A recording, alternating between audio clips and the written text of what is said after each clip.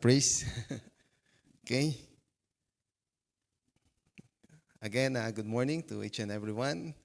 Hearing the message of delivered to us by Pastor Ted uh, about the letter of John, where John is a credible witness of the Lord uh, about his life, about his teachings, and who is the Lord Jesus Christ, and what he wants us to be as we follow him.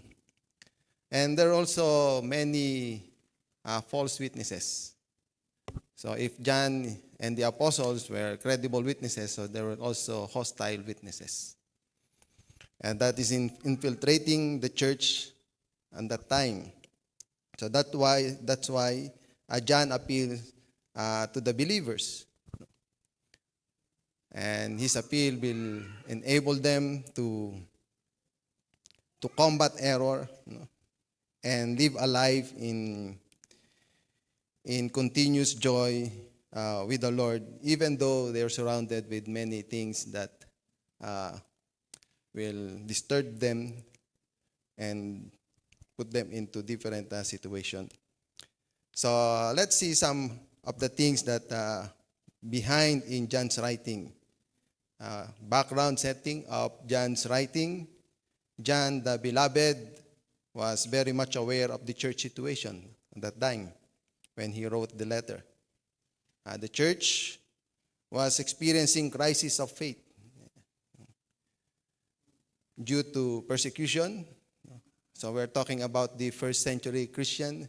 So this letter from I think AD 85 to AD 90. So there are some second or third generation Christians that time that they heard the message, they accepted the message, and upon accepting the message of the gospel, and they are in confronting different problems, and that is the crisis of faith. Some of them were persecuted, some of them face false teaching, false teachers, false prophets, and in the time of John, they are also within the church proclaiming that they know the truth, they are be with Jesus, but they are not living a life that is pleasing to the Lord.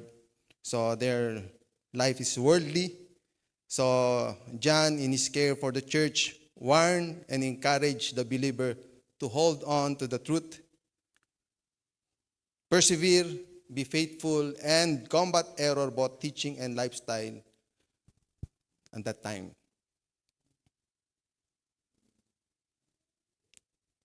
And John's overall purpose of epistle for the believers who continue is to assure the believer that they have eternal life in Jesus, who has come in the flesh, and refute those who deny Jesus Christ as the Messiah.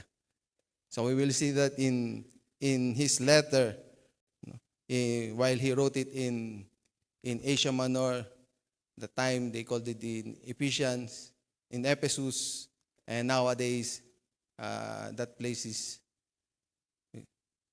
Turkey, where people go and see the historical things that happen, especially in Bible times. So details of John's letter. John in his letter described the nature of the believer's life in Jesus. What are they? In Christ, they have fullness of joy. Yeah? Because life without Christ is life without joy. But with Christ in our lives, it's an endless joy. So these things we write to you that your joy may be full. 1 John chapter 1 verse 4. Chapter 2 verse 1, these things I write to you so that you may not sin. We just heard about the message regarding this matter. Because in Christ, life in Christ, sin can be avoided. His presence enables the believer to overcome sin and live righteously. And also, in John's details letter describing the nature of the believer's life in Christ, he wrote it so that we may know, or that you may know, that you have eternal life. That you may continue to believe in the name of Jesus. In Christ, life everlasting is guaranteed. And encouragement to keep on believing.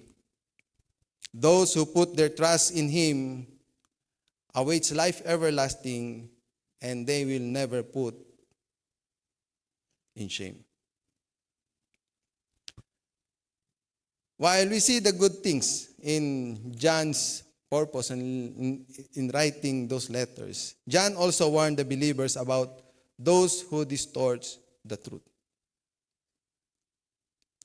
Chapter 2, verse 26 of 1 John, these things I have written to you concerning those who are trying to deceive you. So there were the deceivers that time. So who are they? How come that these people able to infiltrate the church and spread things which is distorting and very not good for the church to embrace? So the deceivers claim to have knowledge and fellowship with God. So they are in competition with the credible witnesses of the Lord, which is the disciples, the apostles. And now they are also claiming they have the knowledge and fellowship with God. But they did not believe Jesus as the Messiah. They did not believe that He had came in flesh. They did not follow the life and teachings of Jesus. So the question is, how can they say they're living right when in fact they're living wrong and living sinful, lying, and not believing in Christ? So they claim they know God and they abide in Him and have fellowship with Him, and yet living in disobedience with His word, with His command. So there are lots of deceivers that time. And Christians are being victim of their influence, of their teachings, and even their lifestyle. So it's really a challenge for the believer that time to stand on the truth, hold on the truth, and embrace Jesus and follow the teachings of our Lord Jesus Christ. So while we are here on earth, some people ask, what is the difference between testing, trials, and temptations? So when we look at testing, those who are being tested, especially in relationship with our Lord, testing their faith, is those who believe in Him. How can you test a person if he's not believing? So testing is for those who believe in the Lord. So that's why we experience testing in our life. We will be tested. And trials. Trials is for everyone. But the purpose of trials is for us to draw near to God. Not to escape and run away, but to draw our life nearer to the Lord. So that's the purpose of trials.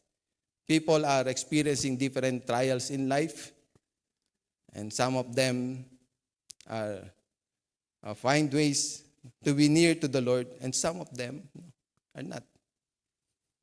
But if we will really understand the nature of testing, of trials, so we will pursue the Lord more, even though we are experiencing trials in life.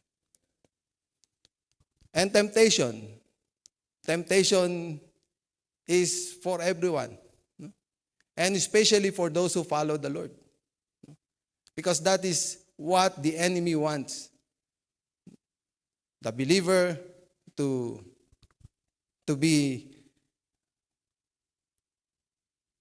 away from the Lord, to turn their faith in the Lord, because temptation's purpose is to destroy one's faith in God.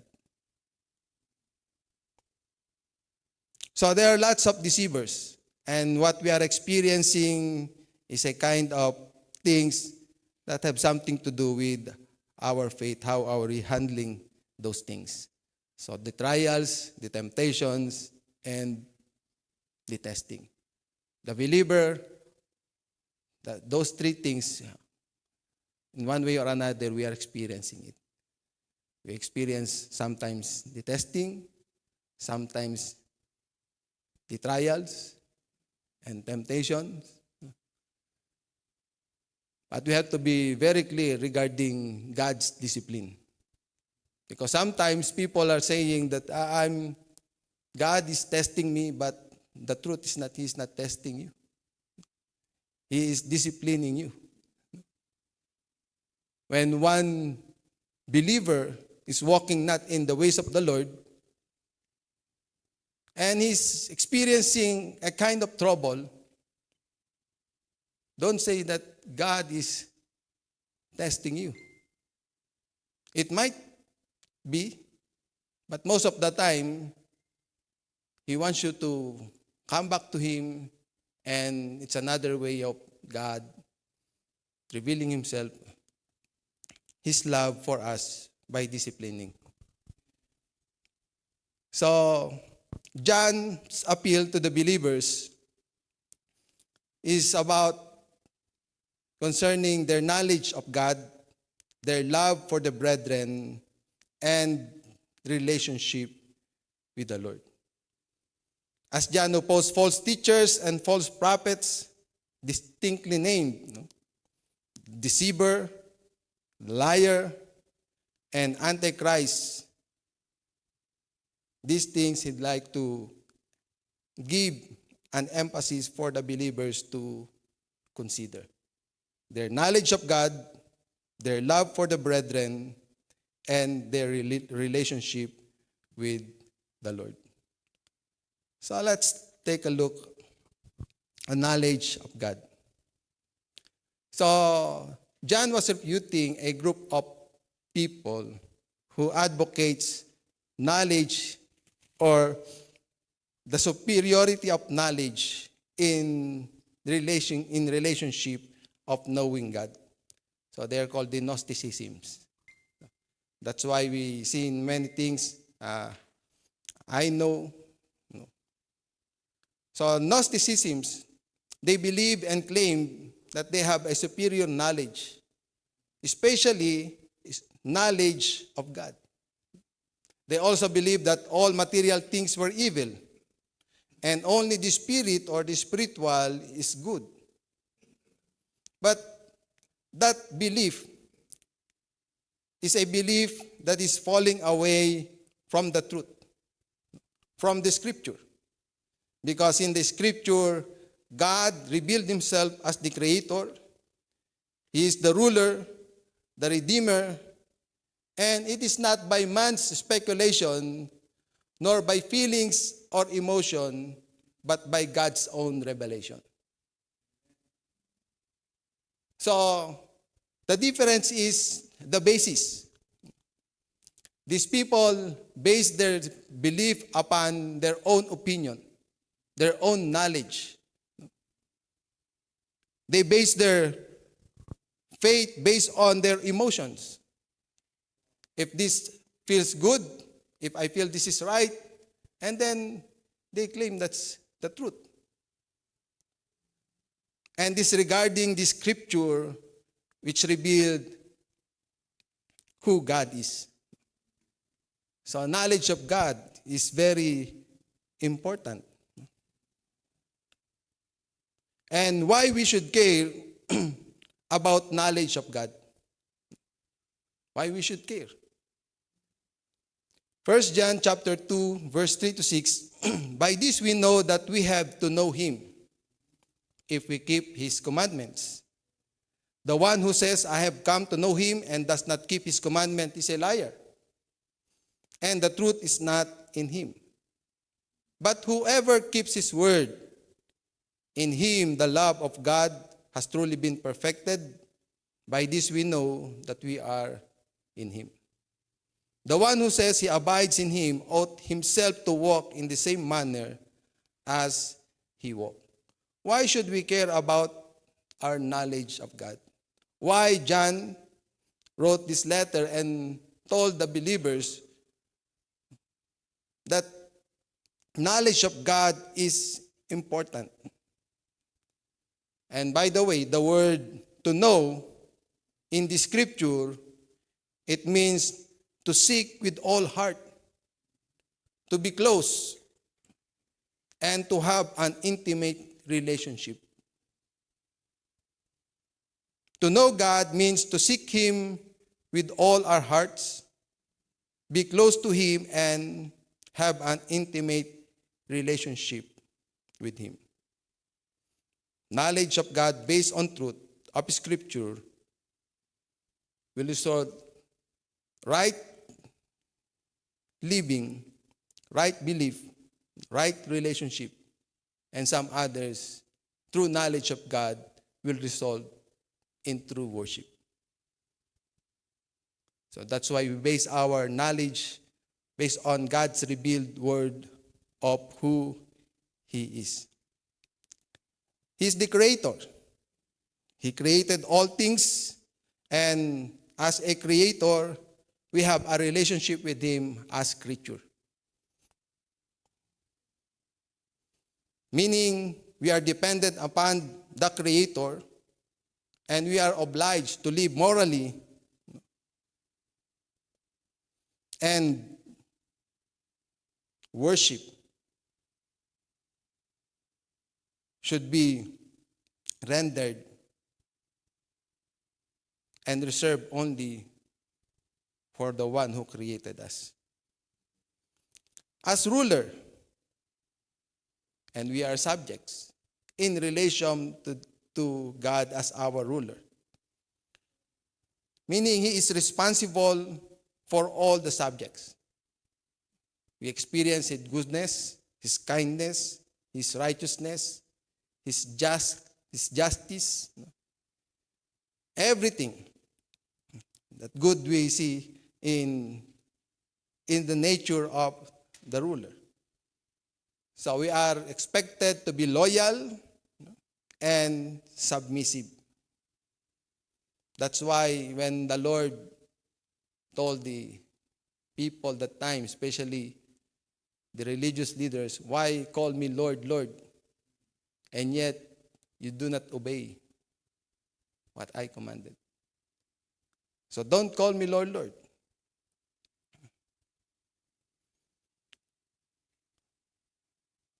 So does it matter? Our knowledge of God? So we care. There's in the passage scripture says, draw near to God and He will draw near to you. Seek the Lord. He is not far. We will find Him. We will find Him if we seek Him with all our hearts. That's the message of the prophet Isaiah and Jeremiah, telling the people, let's get back to the Lord. Don't let our knowledge, His revelation to us, be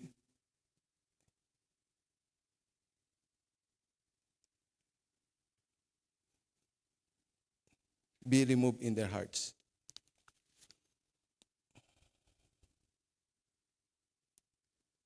And second is love for the brethren. So our knowledge of God, that's something to do with our relationship with our fellow men. Actually, in God's commandment, so there are the two great commandments. Love the Lord with all your heart, with all your soul, and with all your mind, with all your strength.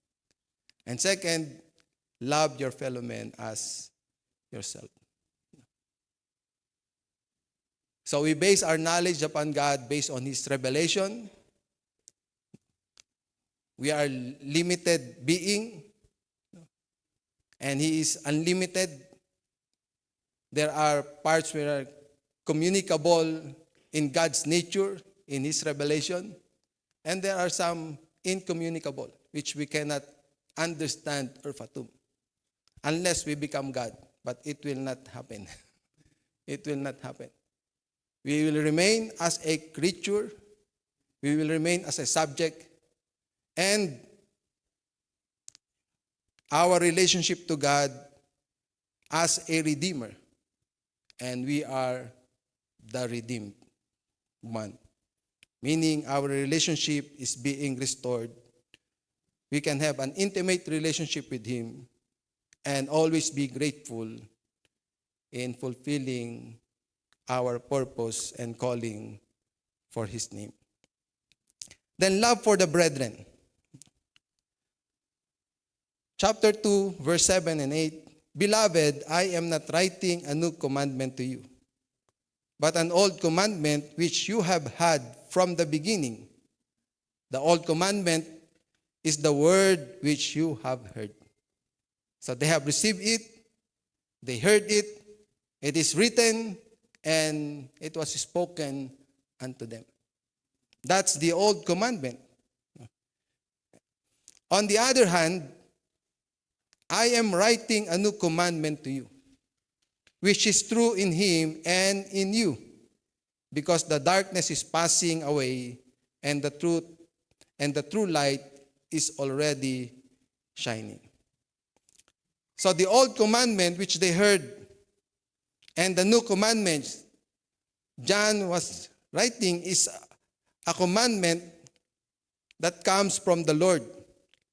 Love one another. I give you a new command.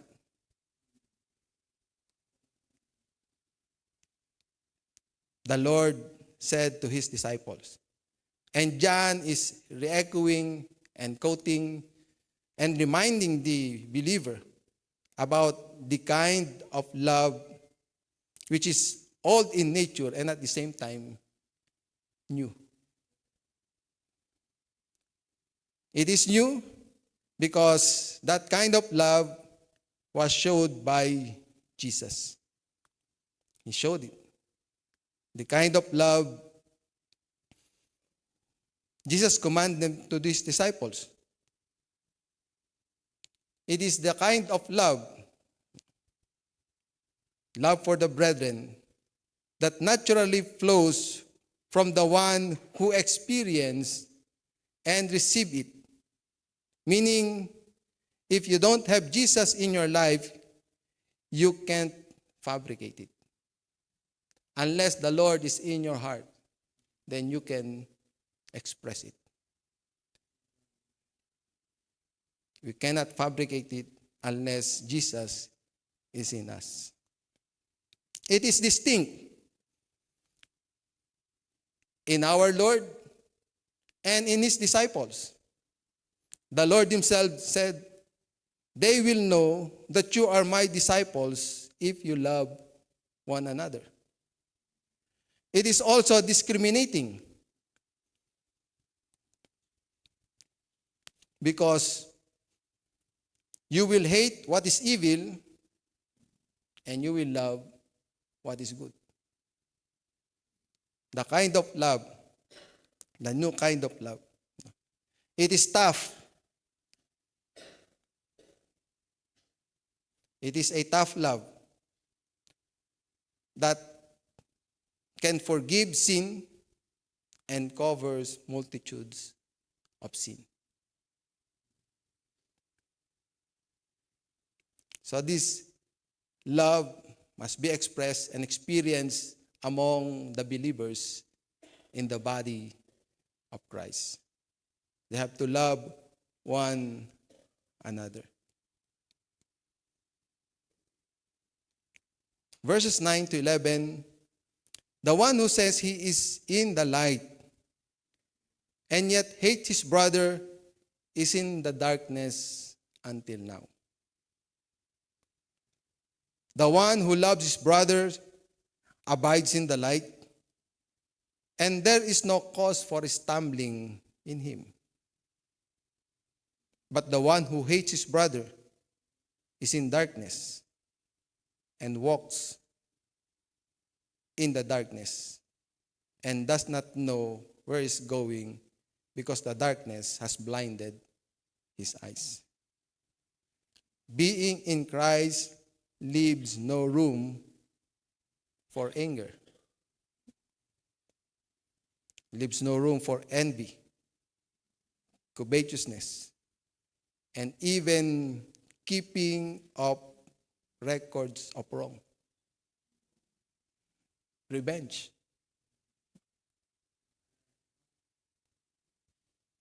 No boasting. Because the Lord said, I am the light of the world, and he who walks in me will never walk in darkness.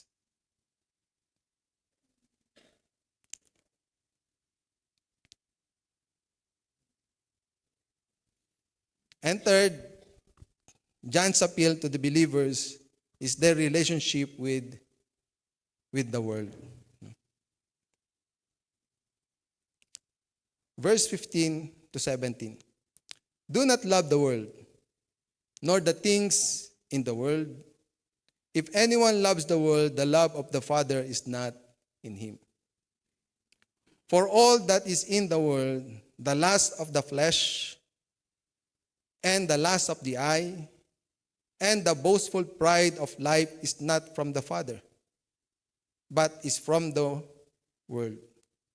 The world is passing away, and also its lust, but the one who does the will of God lives forever. What does it mean when John says, do not love the world or anything in the world? It is not a contradiction to the heart of the gospel, which is John 3:16. For God so loved the world. Because John is not saying the world which is in the mind of the Lord. The world he's talking about is a value system that is contrary to God's will. It is the values that ignores God or eject God in one's life. So this passage is a test for every believer, a test in their devotion to the Lord. God over anything else.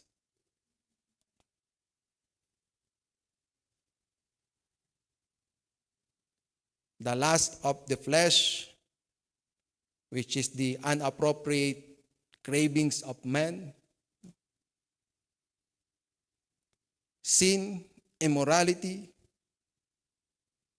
illicit sexual pleasure, the lust of the eye, being too materialistic, and the boastful pride of life, which is living a life away from God. Being self-sufficient, not dependent to the Lord. Ignoring, that's why ego, it says, ejecting God out.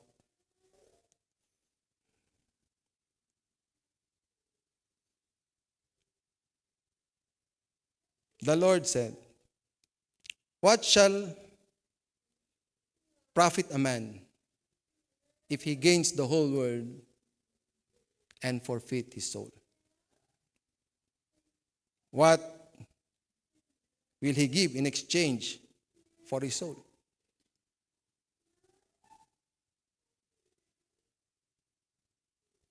Ask ourselves, is what you are doing or what we are doing really the best for our life? Every day, we woke up doing things, planning, thinking, pursuing something. Then ask ourselves, is what we are doing really the best for our life? What benefits us if we have plenty of anything but empty of God who has everything? But thanks be to the Lord, we are often reminded of the things of His Word. So we may live a life in full joy and assurance and victory, because that's what we have in Christ. The world is passing away and also its lust, but the one who does the will of God lives forever. As we end this message, I would like to leave some questions for our reflection. Does it really matters for us to care about knowing Him? Is it really our priority? Is it really very important?